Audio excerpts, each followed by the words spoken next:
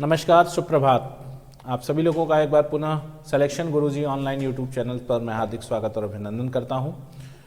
और आज फिर एसएससी के पॉइंट ऑफ व्यू से कुछ ऐसे सवाल जो SSC, JD, MTS, CHSL, CGL के पॉइंट ऑफ व्यू से बहुत इंपॉर्टेंट हैं और एग्जाम्स में फ्रिक्वेंटली पूछे जाने हैं, आज हम उन पर पुनर्अभ्यास करेंगे। एसएससी का पेपर 10 तारीख से शुरू हो रहा है जीडी का, उसके पॉइंट ऑफ व्यू से भी ये क्वेश्चंस बहुत इंपॉर्टेंट हैं।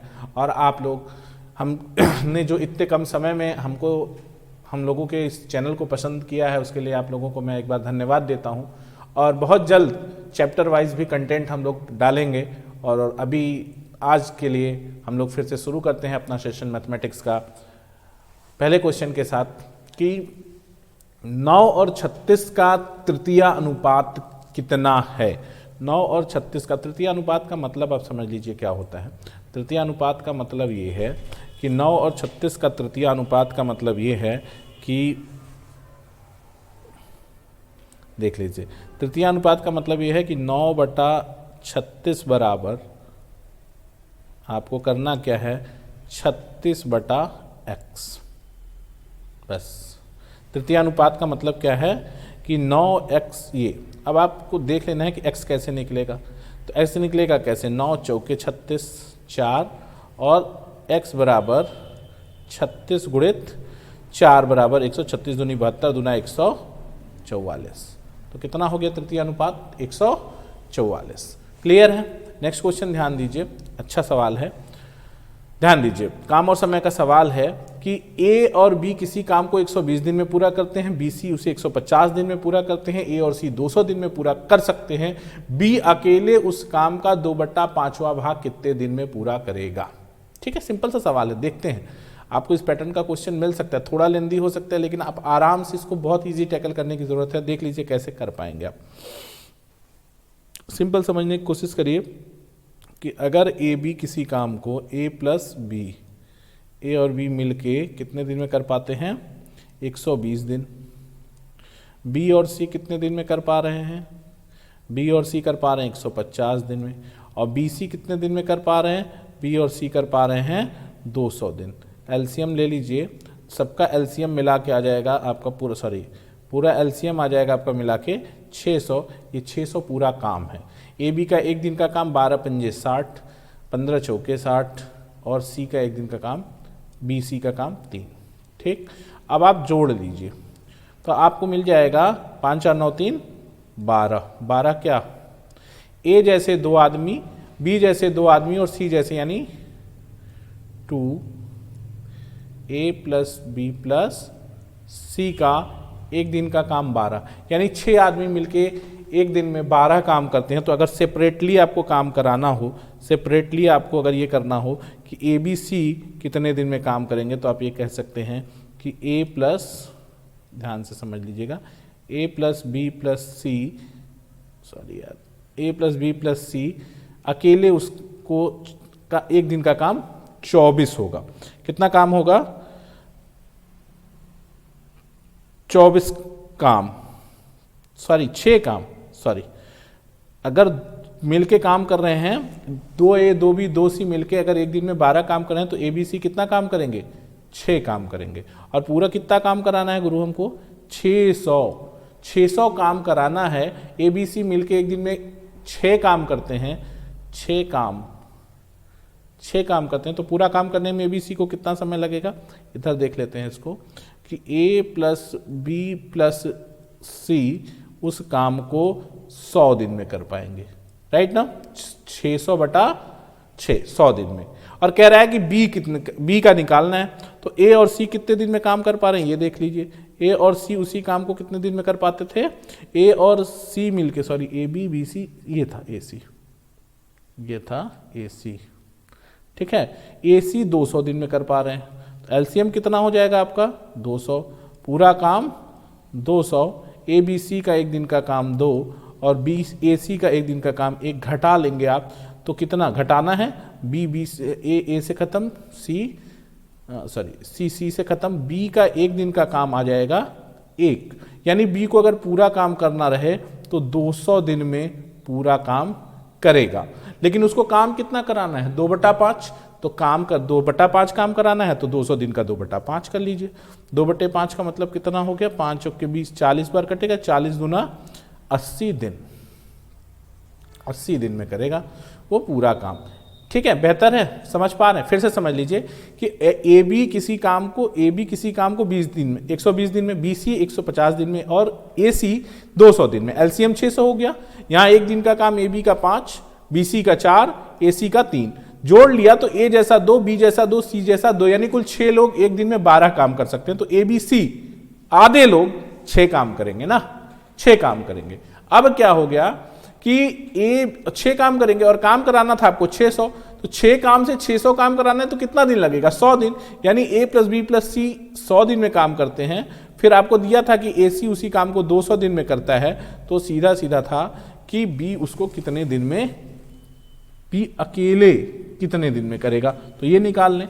तो इनका एक दिन का काम एलसीएम ले लिया, 200 काम कराना है। ए बी सी का एक दिन का काम 2 और बी का एक दिन का काम 1, घटा दिया। ए और सी का एक दिन का काम 1 घटा दिया तो ए सी सी कैंसिल हो गया, बी बचा, बी का एक दिन का काम 1, 200 काम करना है, एक दिन में 1 काम करेगा तो बी को पूरा काम करने में कितना दिन लगेगा, 200 दिन। अब पूरा एक काम 200 दिन में करेगा तो 2/5 काम कितने दिन में करेगा, 200 गुणित 2/5 यानी 80 दिन में करेगा। क्लियर है, यहां तक कोई दिक्कत नहीं ना। नेक्स्ट क्वेश्चन ध्यान दीजिएगा।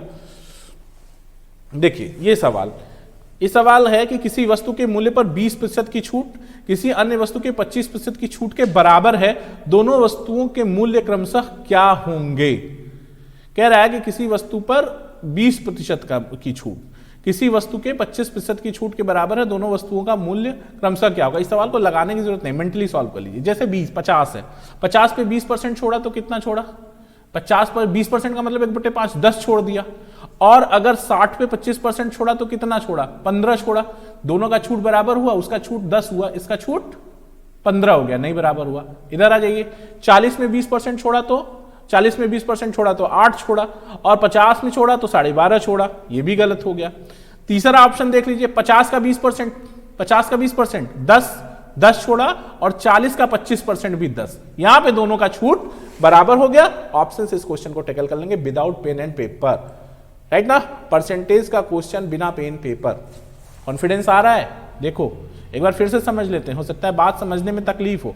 कह रहा है कि किसी वस्तु के मूल्य पर 20% की छूट किसी अन्य वस्तु के 25% की छूट के बराबर है, यानी किसी वस्तु के मूल्य का 20% उस वस्तु के मूल्य के 25% के बराबर है। दोनों वस्तुओं का मूल्य क्रमशः क्या होगा। देखो पहला मूल्य अगर 50 है और इस 50 पर आप 20% छोड़ेंगे तो 50 का 20% 10 छोड़ देंगे, और यहाँ 50 का 20% 10 हुआ, और 60 का 25% छोड़ेंगे तो 60 का 25% 15 हुआ, बराबर नहीं हुआ। यहाँ 10 हुआ और यहाँ 15 हुआ, जो कि नॉट इक्वल है। ठीक, यहाँ पे क्या हो गया, 40 का 20% 8 हुआ और 50 का 25% हो गया आपका 12.5। ठीक है, 50/4, ये भी बराबर नहीं है। यहां देखो, यहां क्या कह रहा है कि इसका 20%, इसका 20% 10 और इसका 40%, इसका 25% 10, ये दोनों बराबर है, यही ऑप्शन सही है। ये भी नहीं होगा क्योंकि इसका 20% कितना हो जाएगा 12 और इसका 25% फिर 12.5 हो जाएगा। क्लियर है, तो ऑप्शन सी सही है, करेक्ट है, कर लेंगे ना, वेरी गुड। नेक्स्ट क्वेश्चन ध्यान दीजिएगा। नेक्स्ट क्वेश्चन है कि एक व्यक्ति 2 वस्तुएं बेचता है जिसमें से प्रत्येक का मूल्य 9180 है। ठीक है, उसे एक वस्तु पर 8% का लाभ और दूसरे पर 15% की हानि होती है, उसका कुल लाभ या हानि ज्ञात कीजिए। आसान सवाल है, थोड़ा सा कैलकुलेशन हो सकता है क्वेश्चन में, लेकिन सवाल आसान है। देखते हैं कैसे कर पाएंगे आप ये क्वेश्चन, देख लीजिए। ठीक है, इसमें क्या कह रहा है कि एक वस्तु है, मान लेते हैं 2 वस्तु हैं, वस्तु ए और वस्तु बी, वस्तु ए वस्तु बी। मूल्य कितना हो गया 9180, इसका भी 9180, इसका भी। कोई तकलीफ, कह रहा है एक पर 8% का लाभ, ये एसपी, ये दोनों का एसपी है भाई, ये दोनों का बेचता है वो एसपी है। सीपी क्या होगा ये देख लो, इस पर 8% का लाभ है, यानी ये सीपी हो जाएगा 1980 बाई 108 गुणित 100, एक सीपी आएगा और दूसरा सीपी आ जाएगा आपका 15% का लॉस है तो 9180 अपॉन 85 इंटू 100। क्लियर है। ये दोनों को जोड़ लोगे तो दोनों का एसपी मिला के आएगा 9 दूनी 18,360, ये दोनों का विक्रय मूल्य है और ये दोनों का क्रय मूल्य आएगा। इसको जब आप सॉल्व करते हैं तो ये आपको मिल जाता है ये पूरा 85 टाइम्स पूरा कट जाएगा, तो ये आ जाएगा 8500 और प्लस ये कितना आ जाएगा 10,000, ये आ जाएगा आपका 10,800, 10,800 यानी कितना हो गया 8 5 1300 और 10 19,000, ये देखिए 360 होगा 19,000 10 8 19,300, 19,300 यानी आपको क्या हो गया 19,300 का सामान आपने कितने में बेचा 18,360 में बेचा, यानी आपको कितने डिफरेंस कितना हो गया, डिफरेंस हो गया 940 रुपया का हानि हो गया। कितने की हानि हो गई 940 रुपए की, 940 रुपए की हानि है। कोई दिक्कत है यहां तक? कोई दिक्कत नहीं है ना, समझ पा रहे हैं। नेक्स्ट क्वेश्चन ध्यान दीजिए, साधारण ब्याज का सवाल है। किसी धनराशि पर 8% वार्षिक ब्याज की दर पर 5 वर्ष में प्राप्त होने वाला साधारण ब्याज 3,040 रुपए है, वह धनराशि क्या है? समझ रहे हैं? बहुत सिंपल सा सवाल है, कैसे कर पाएंगे? देखिए, करने को तो बिना पेन पेपर भी आप निपटा देंगे इसको। कैसे देख लीजिए, 8% की दर से 5 साल का ब्याज। देखो, अगर 100 रुपया मूलधन हो और 8% की दर से 5 साल तक इन्वेस्ट करना हो तो कितना ब्याज मिलेगा आपको? 40 रुपए। 5 साल में कितना ब्याज? 100 रुपए पे 40 रुपए भाई, यानी आपको 5 साल में 8% की दर से 40% ब्याज मिलेगा। क्लियर हो रही बात? बात को समझो। कह रहा है कि बात को समझो भाई, ये कह रहा है कि किसी धनराशि पर 8% वार्षिक दर से 5 वर्ष में 8% हर साल, तो 5 साल में कितना परसेंट? 40% भैया। कितना परसेंट? 40%। बात समझ में आ रही है? 40%। और ये 40% क्या कितना दे रहा है ब्याज? 3,040।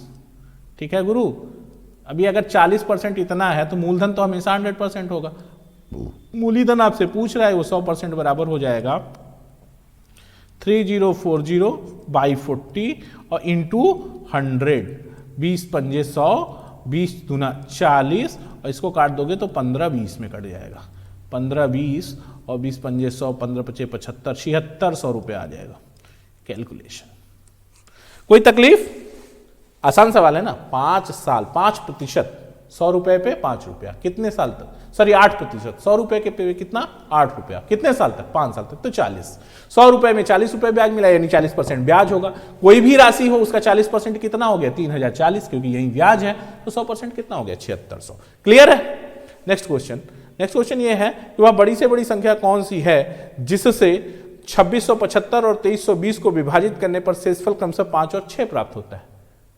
ठीक है, देख लेते हैं कौन सा सवाल है। अब आपको क्या करना है, ये मासा का सवाल, बड़ी से बड़ी संख्या मतलब मासा। कह रहा है कि वह बड़ी से बड़ी संख्या, भी ऑप्शन में से ही कोई संख्या होगी, ये गुरु सही है।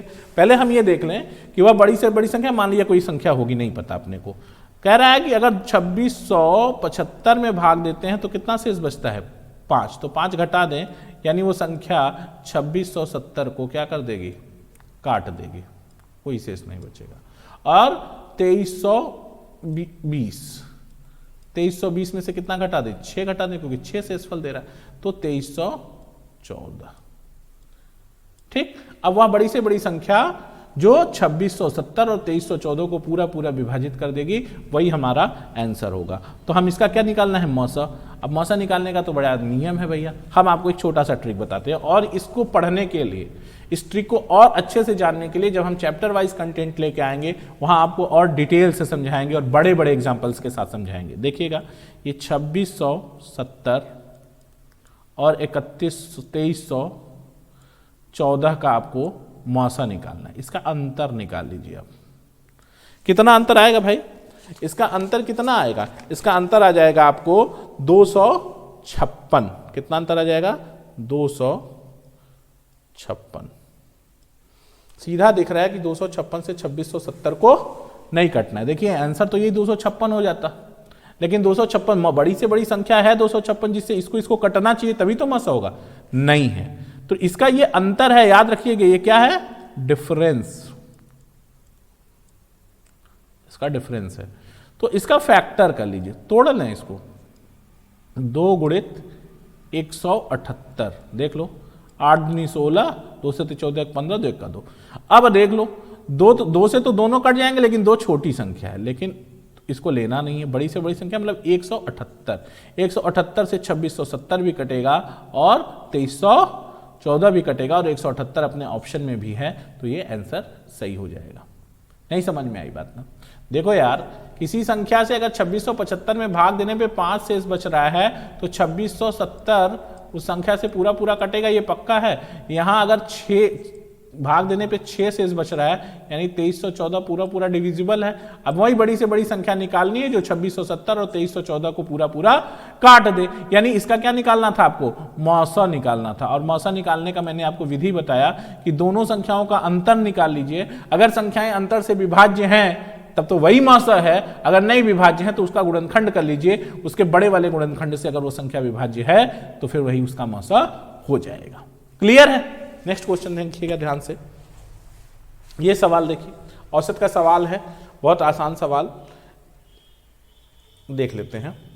बहुत आसान सवाल है कि 4 6 8 12 और यक्स का औसत 35 है, यानी और यक्स 9 13 15 और वाई का औसत 9 है, तो 2x - 3y क्या होगा? अरे भाई क्या सवाल है। 6 4 10 8 18 12 30, 30 + x = 7 5 35।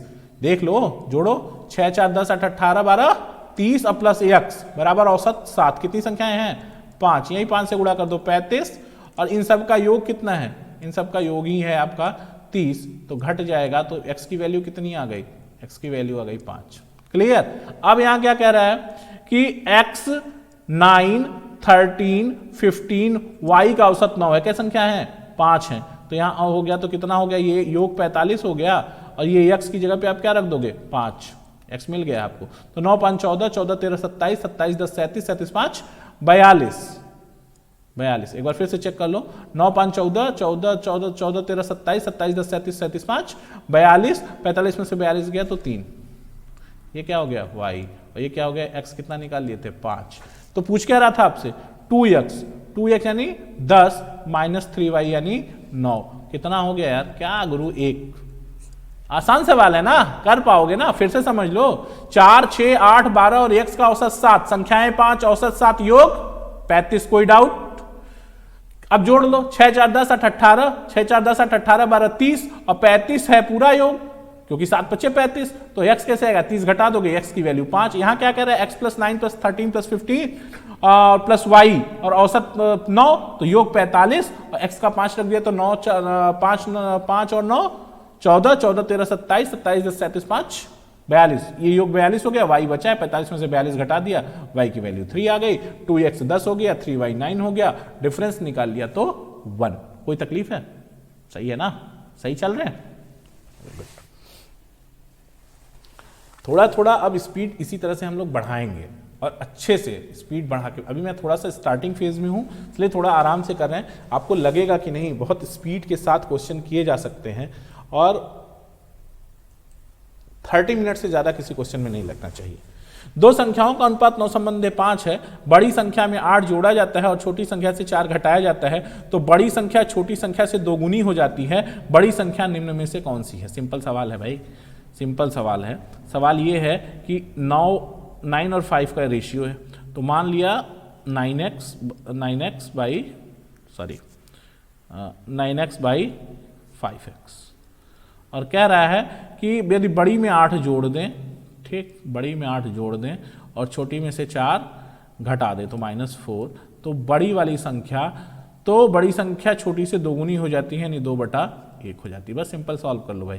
तो 9x + 8 = 10x - 8, यानी 8 बराबर कितना हो जाएगा? देख लो, 8 हो गया ना, यही होगा ना। तो ये कितना हो गया? -x आ जाएगा। -x बराबर -16। बड़ी संख्या 9x, 16 9 144। कहाँ है भाई? 144। सही है, कोई दिक्कत नहीं ना? ध्यान देना, कोई तकलीफ नहीं है ना? सिंपल है ना? ध्यान दो। अगला सवाल है कि कक्षा के 2 वर्ग A और B हैं, जिसमें क्रमशः 38 और 42 छात्र हैं। यदि वर्ग ए के छात्रों का औसत वजन 55 केजी और बी के छात्रों का औसत वजन 32 केजी है तो कक्षा के सभी छात्रों का औसत वजन क्या होगा। कुछ नहीं करना है भाई, वजन निकालना है ना। कितने, ए में 38 हैं और 42 हैं। ठीक है, ठीक है, तो ए निकाल लो। ए में देखो, ए का क्या मामला है। ए का मामला ये है कि 38 छात्र हैं और औसत वजन 55 है। और बी का क्या मामला है गुरु। बी का मामला ये है कि 42 छात्र हैं और 32 वजन है। तो 38 का 55 में गुणा और 32 का गुणा, 38 55 का गुणा करोगे तो 20 90 मिल जाएगा, और इसका गुणा कर लोगे तो 13 44 मिल जाएगा, और दोनों को जोड़ लोगे तो कितना हो जाएगा। ये जोड़ के हो जाएगा 4 3 4 3 34 34 हो जाएगा। हाँ, इसका जोड़ कितना आ जाएगा 34 34। अब बटा संख्या क्या हो जाएगी बच्चों की 38 और 42, 40 80। ठीक है, कितना हो जाएगा 80, और 80 से भाग कर लोगे तो ये आ जाएगा 42.92। ये ऑप्शन सही हो जाएगा। क्लियर है, ऐसे ही कर लेंगे, थोड़ा कैलकुलेशन है आप कर लेंगे। ठीक है, नेक्स्ट ध्यान दीजिएगा, ये बोर्ड मास का सवाल है, आप सबको पता है बेसिक कैलकुलेशन का सवाल है, ये आप सवाल कर लेंगे। ये मैं आपके लिए छोड़ रहा हूं as a homework, right. HW है ये आपका। नेक्स्ट क्वेश्चन ध्यान दीजिएगा, ये क्वेश्चन ध्यान दीजिए, ये भी वैसा ही सवाल है, देख लेते हैं। अच्छा, आप भी कहेंगे कि ये सब होमवर्क। देखो, पहले क्या होता है, डिवीज़न होता है। डिवीज़न होता है ना, तो क्या कर देंगे 3 3 6, कितना हो जाएगा, ये भाग होगा। ठीक, कहाँ गया पेन, ये इससे एक बार कट जाएगा, फिर गुणा होगा तो 523 का एक में गुणा होगा 523 523 523 1046। ठीक, नेक्स्ट क्वेश्चन। अब देखिए सवाल है, एक सिंपल सा सवाल है, ध्यान दीजिएगा कि ये सवाल हम लोग कैसे करेंगे। एक निश्चित धनराशि पर x% वार्षिक साधारण ब्याज की दर से, एक धनराशि पर x% वार्षिक साधारण ब्याज की दर से 3 वर्षों में प्राप्त मिश्र धन 5472 और समान राशि पर समान साधारण ब्याज की दर से 7.5 वर्षों में मिश्र धन 6330 है। x का मान ज्ञात कीजिए। आसान सवाल है, देख लेते हैं कैसे, देख लो, आसान सा सवाल है। ये कैसे आएगा, ये ऐसे आ जाएगा कि देखो भाई 7.5 ईयर में, 7.5 ईयर में ये 6930 था, और ऊपर के 3 साल में ये कितना था 5472 था। तो ये 4.5 साल में इसका क्या हो गया, 4.5 साल में ब्याज कितना मिला गुरु। 4.5 साल में जो आपको ब्याज मिला वो हो गया 1458, 1458 का ब्याज आपको मिल गया। एक साल में कितना ब्याज मिलेगा, 4.5 से इधर भाग, 4.5 से इधर भाग कर देंगे, यानी 2/9 कर देंगे। तो एक साल में, एक वर्ष में कितना ब्याज मिला, एक वर्ष में ब्याज मिला आपको 324। क्या करना है आपको, 324 कैसे आएगा, 14,558 गुणित 2/9, इससे मिलेगा 2/9। 324 एक साल का ब्याज है, तो 4 साल का ब्याज क्या रहा होगा। 4 साल का ब्याज अगर हम देख लें तो 4 साल का ब्याज हो जाएगा 1296, 4 साल का नहीं चाहिए, 3 साल का चाहिए अपने को।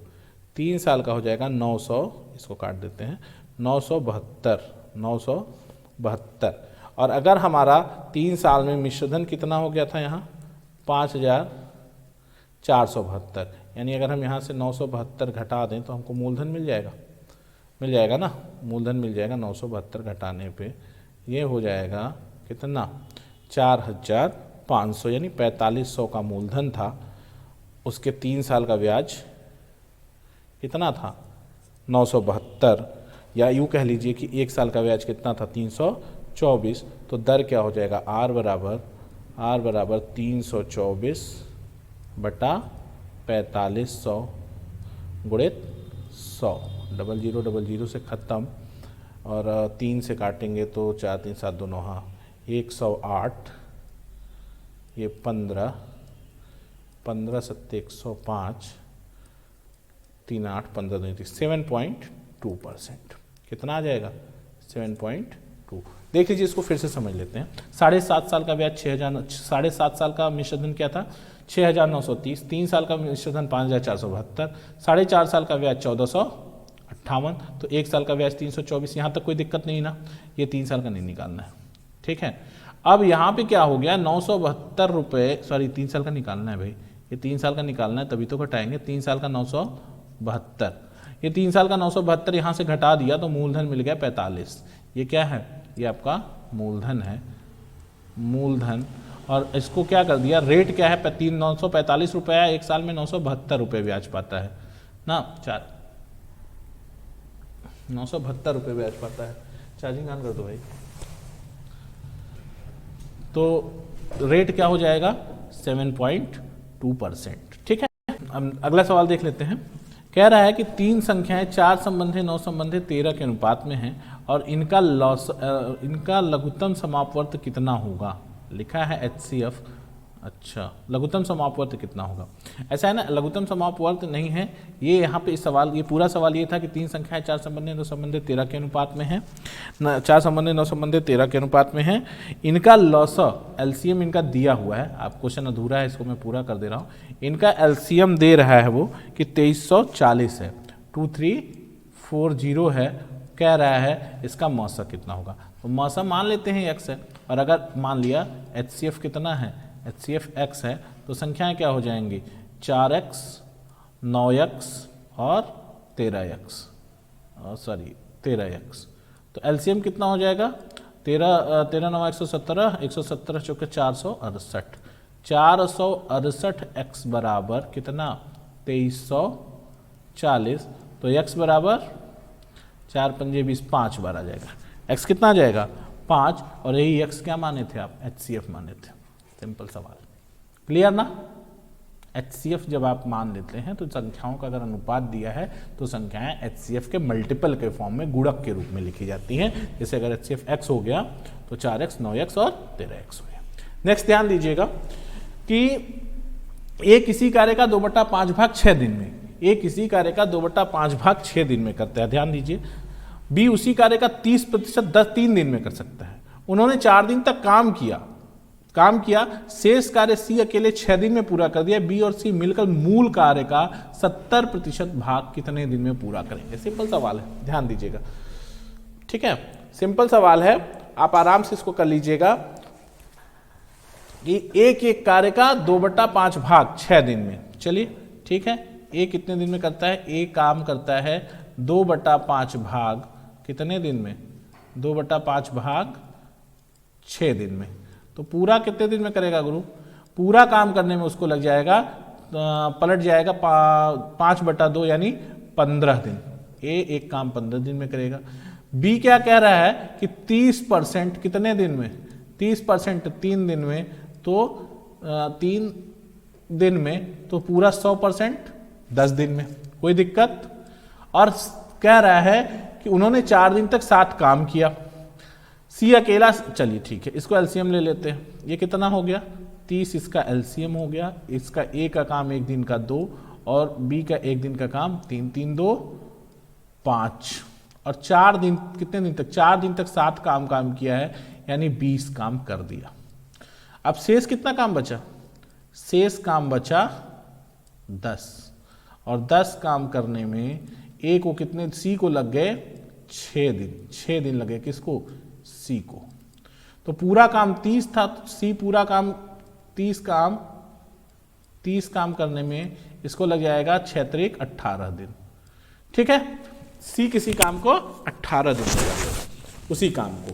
तो अब क्या कह रहा है कि बी और सी मिलकर मूल कार्य कितने दिन में कर लेंगे? अब देखो, बी कितने दिन में काम कर पा रहा था? पूरा काम 10 दिन में। सी कितने दिन में कर पा रहा है? 18 दिन में। एलसीएम ले लो, 18 5 90, तो इसका 1 दिन का काम 9, सॉरी इसका बी उस काम को कितने दिन में कर? 30% 30 दिन में, तो पूरा काम 30%, हाँ 10 दिन में। और इसका 1 दिन का काम 18, कितना आ गया? 18 आ गया। तो क्या करना है अपने आप को, इसी 18 दिन में करेगा और बी 10 दिन में करेगा, तो कितना हो गया? 10 9 90, ठीक, 10 नवा 90 और 18 25 90, 9 5 14। पूरा काम करने में कितना समय लग जाएगा? 90 बटा 18 25 90, 10 नहा 90 बटे 14 दिन में पूरा काम करेंगे। तो कोई ऑप्शन नहीं मैच हो रहा।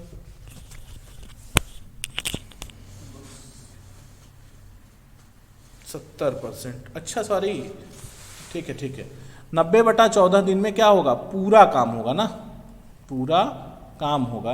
और पूछ रहा है कि 70% काम कितने दिन में होगा। तो क्या कर लेंगे आप, 70% का मतलब हो गया 90 गुणे 90 बटा 14 एक दिन में, 70% का मतलब 7 बटा 10, 10 नवा 90 और 9 दूनी 18, कितने दिन? 4 सही 1 बटा 2 दिन। तो 4.5 दिन में पूरा काम कंप्लीट हो जाएगा। समझ लीजिए, ए 2 बटा 5 भाग 6 दिन में करता है तो पूरा 15 दिन में करेगा। बी 30% 3 दिन में करता है तो पूरा 10 दिन में करेगा। क्लियर हो रही बात? और एलसीएम ले लिया 30, तो ए का 1 दिन का काम 2, बी का 1 दिन का काम 3, दोनों मिलके 5, एक दिन में 5 काम करेंगे, 4 दिन 7 काम किया है तो 20 काम हो गया। अब शेष काम सी, 10 काम शेष बचा, सी 6 दिन में करा तो पूरा 30 काम करने में 18 दिन लगा। बी कह रहा है 10 दिन में कर सकते हैं, सी 18 दिन में कर सकता है, तो बी और सी मिलके पूरा काम 9 बटा 14 दिन में 90 बटा 14 दिन में करेंगे। सवाल पूछ रहा है कि 70% काम कितने दिन में होगा। तो 70% काम 90 बटा 14 गुणित 70 बटा 100 यानी 7 बटा 10, 4.5 दिन में होगा। कोई दिक्कत है? यहाँ तो कोई तकलीफ नहीं है ना। अगला सवाल ध्यान दीजिएगा, कह रहा है कि 5 वर्ष पूर्व ए बी सी की आयु का अनुपात 4 5 7 था, उनकी वर्तमान आयु का योग 135 है। अब से 3 वर्ष बाद बी और सी की आयु का योग क्या होगा? सिंपल सवाल है, आराम से टैकल करेंगे कि 5 वर्ष पहले का अगर ये अनुपात है तो 5 वर्ष पहले ए बी सी की आयु क्या रही होगी? 5 वर्ष पहले मान लेते हैं आयु 4x plus 5x plus 7x और प्लस अभी वर्तमान की बात करें तो सब 5-5 साल बड़े हो जाएंगे, 15 बराबर 135, या 5 और 9 और 16 9, 5 और 9 7 16x बराबर 120, या x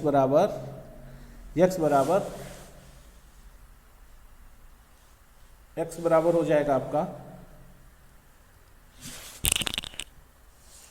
120 बटा 16। ठीक है, अब आप देख लीजिए ये कितना हो जाएगा, x बराबर 120 बटा 16। कह रहा है कि 3 वर्ष बाद बी और सी की आयु क्या होगी। तो अभी क्या है बी अभी कितना है? 5x और प्लस 7x और प्लस 5 3 8 8 16 जोड़ लेंगे बराबर 120 बटा 16। ठीक है, x यहाँ से आप सॉल्व कर लेंगे इसको तो 8 दूनी 16 15 बटा 2 आ जाएगा। ठीक है, और यहाँ पे कितना हो गया? 5x 5 साल पहले था, 7x 5 साल पहले था, तो वर्तमान में आने के लिए 5 5 10 जोड़ा और 3 वर्ष बाद तो 3 3 और जोड़ गया 6 16 हो गया। तो ये कितना हो गया? 7 5 12x बराबर 120 माइनस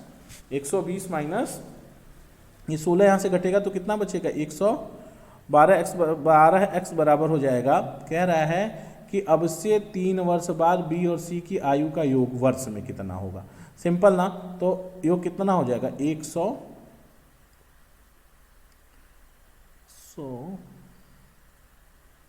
15 बटा 2 कितना होगा भाई? ये 16 हो गया ना, 120 क्यों भरत, ये नोट कर लो।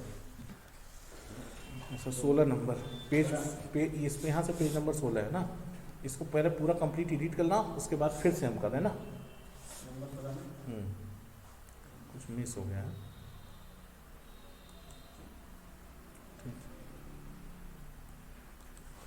ये फिर चार्ज नहीं हो रहा है क्या? तो देखो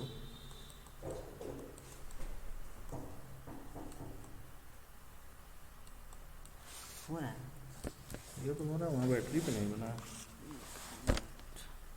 हो रहा है।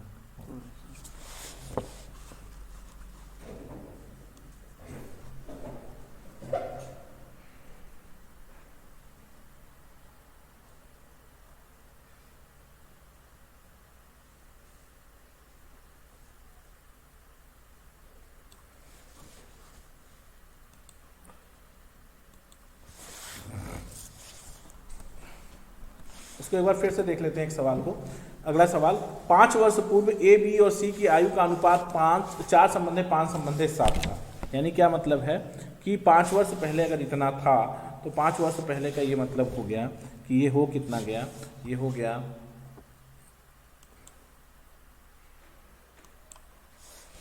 कितना हो गया 4x plus 5x plus 7x और 5 साल सब बढ़ जाएंगे तो 15 बराबर 135।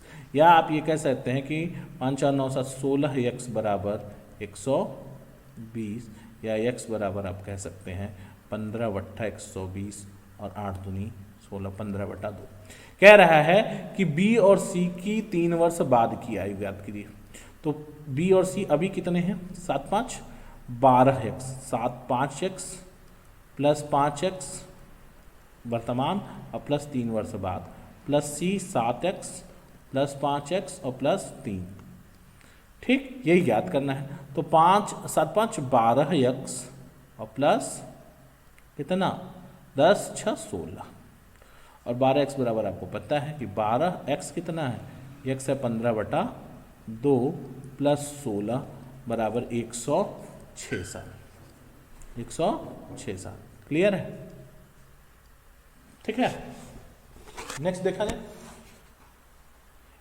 एक निश्चित धनराशि पर 9% वार्षिक ब्याज की दर से 2 वर्ष का चक्रवृद्धि ब्याज 3762 रुपये है, 3762 है, तो वह धनराशि कितनी है? वह धनराशि कितनी है? सिंपल सवाल है। 2 साल का चक्रवृद्धि ब्याज का मतलब आप समझिए कि 9% का 2 वर्ष लॉट, यानी 2 साल के अगर चक्रवृद्धि ब्याज की बात करते हैं तो 2 साल के बाद परिणामी ब्याज क्या मिलेगा ये बता सकते हैं आप? 9 + 9 + 9 × 9/100 यानी 9 9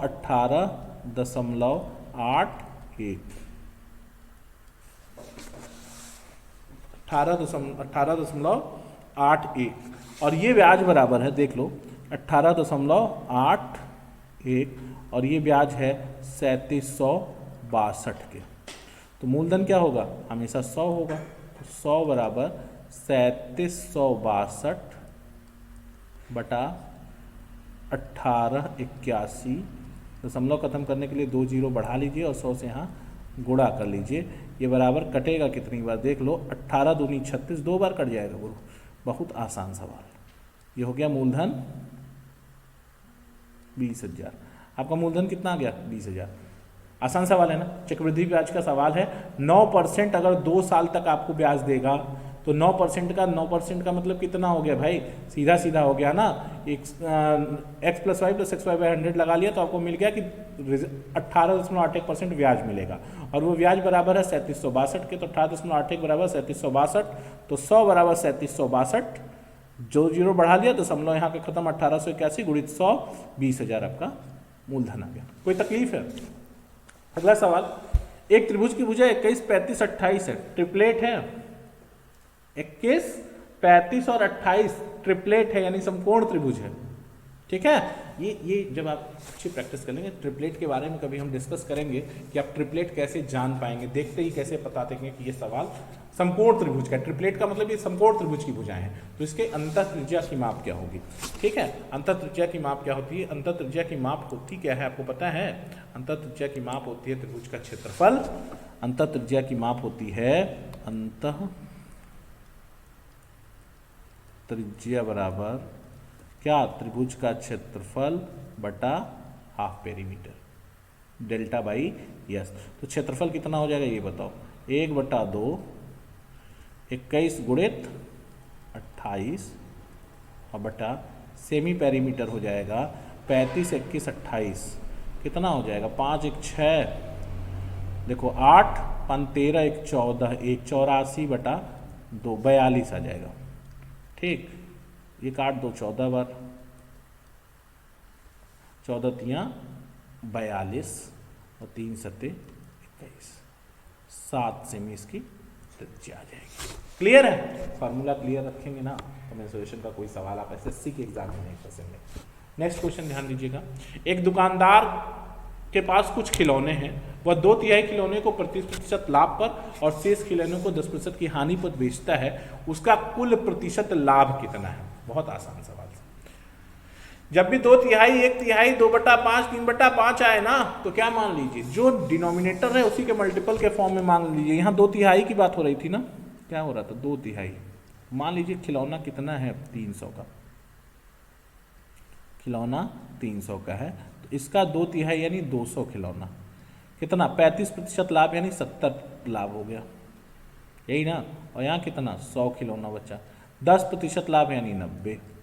ठीक, 300 का खिलौना है, ये सीपी है। 200 का खिलौना 35% का प्रॉफिट लिया है, 35% का प्रॉफिट, तो कितना हुआ 70, यानी 270 में बेचा, 270 में बेचा। यहाँ 100 का खिलौना 10% का लॉस लिया है, सॉरी 10% लॉस है, तो 90, तो 90 में बेच 90, तो कितना रिटर्न, 10 का नुकसान हो गया होगा, तो रिटर्न कितना मिला 90।